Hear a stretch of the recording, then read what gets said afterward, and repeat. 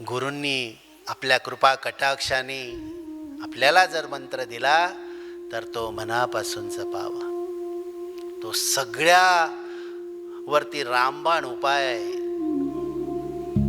गुरुमंत्र जाण जीवन आधार, धरी एक निर्धार मना माझी. गुरु उपदेश जाणावा कृपेचा.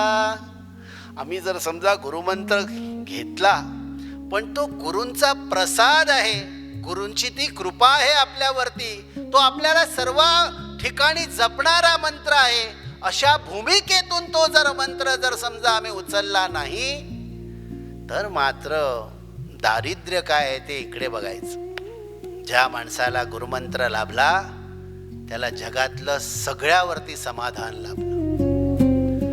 म्हणून गुरुमंत्र श्रेष्ठ मानलेला आहे.